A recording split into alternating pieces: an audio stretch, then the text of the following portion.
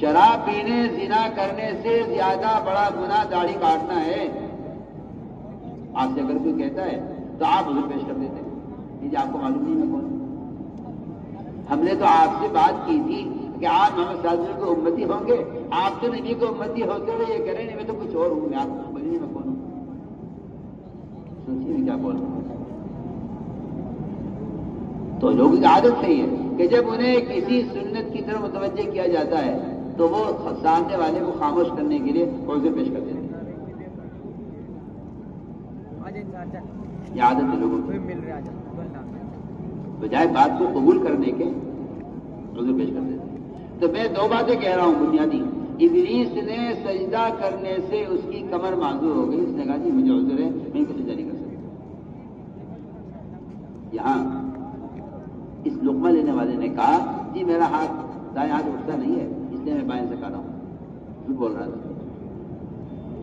آپ نے بددعا دی, فرمایا اللہ کہ تیرا ہاتھ کبھی نہ اٹھے. اس کا ہاتھ نہیں شر ہو گیا. اس کا ہاتھ آج کے بعد کبھی اٹھا ہی نہیں اس کے منہ کی طرف. سوچیے آپ, وہاں ابلیس سجدے سے محروم ہو گیا ہمیشہ کے لیے, یہاں بائیں ہاتھ سے محروم ہو گیا. یہ آپ بتائیے یہ کھانا دائیں ہاتھ سے لقمہ کھانا سنت تھا, وہاں اللہ کا حکم آدم کو سجدہ کرنے کا. میں نے آپ کو مثال پیش کی, میں نے آپ کو ایک مثال پیش کی ہے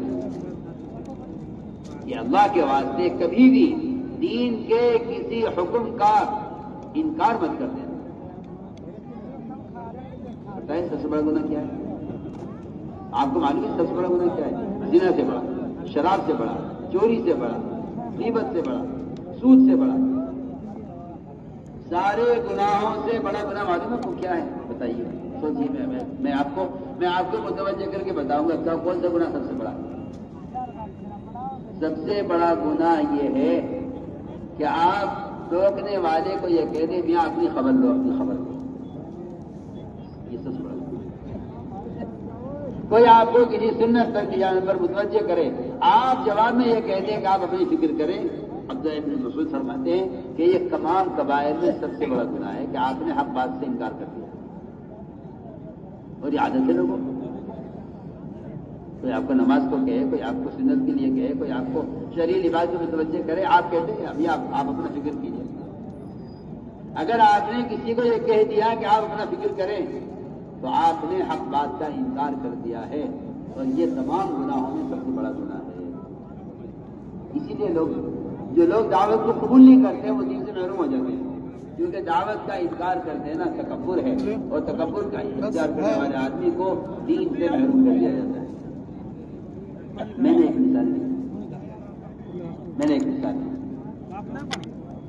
اللہ نے پہلا امتحان دیا ہے ملائکہ کا. وہ کامیاب ہو گئے امتحان میں, ابلیس فیل ہو گیا. آگے چلیے. اسی طرح اللہ تعالیٰ اطاعت کا امتحان انبیاء کا لیتے ہیں, ایسے اللہ اطاعت کا امتحان نبیوں کا لیتے ہیں. آپ سوچیے, اولاد کسے پسند نہیں ہوتی, اولاد کسے لگ نہیں ہوتی. لوگ اولاد کے لیے کئی شادیاں کر لیتے ہیں. اولاد چاہیے,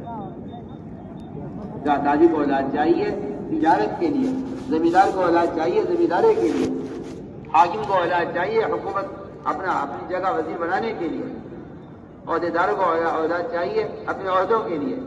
انبیاء علیہ السلام کو اولاد چاہیے ہوتی تھی دین کی حفاظت کے لیے. ابراہیم علیہ السلام نے اللہ سے اولاد مانگی ہے.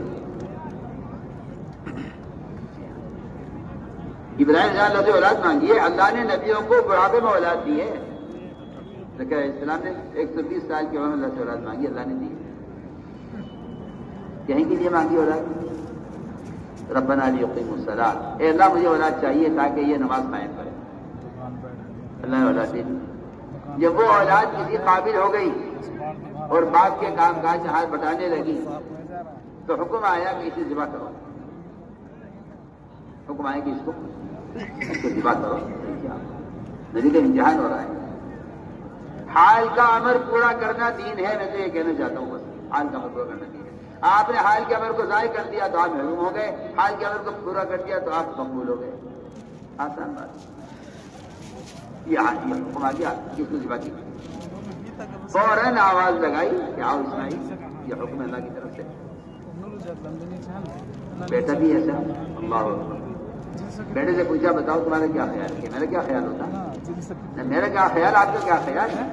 ہمارا آپ کا دین خیال پر، ہمارا آپ کا دین خیالات پر نہیں ہے، دین تو حکم پر ہے۔ افعل ما تؤمر، اللہ کا حکم جائے، آپ کا اپنا کام پورا کیجیے۔ میں کر رہا ہوں، اولاد کا ہونا فطری جذبہ ہے، حکم ذبح کرنے کا۔ ابراہیم علیہ السلام نے چھری چلا دی۔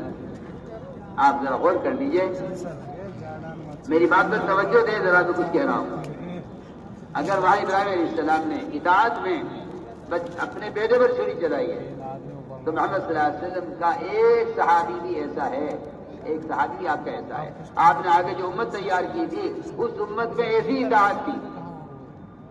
ایک صحابی جو اپنے باپ سے بڑی محبت کرتے تھے، اپنے باپ کے ساتھ بڑا خیال رکھتے تھے، آپ نے ان صحابی کو بلایا اور بلا کر کہا اپنے باپ کا سر کاٹ کر لاؤ۔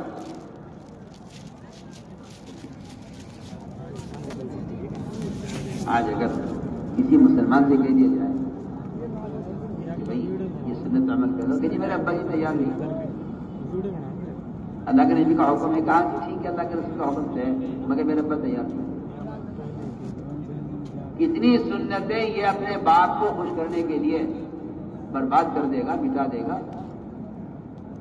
اور وہاں وہ بیٹا جو اپنے باپ کا سب سے زیادہ فرما بردار، اپنے باپ کا سب سے زیادہ خدمت کرنے والا، آپ نے بلایا اس کو یہاں ہو، جو آپ کو سر کاٹ کے لاؤ۔ وہ سنتے ہی دوڑا فوراً، ایک لمحے کے لیے نہ رکا، نہ پوچھا کیا وجہ ہے، فوراً دوڑا۔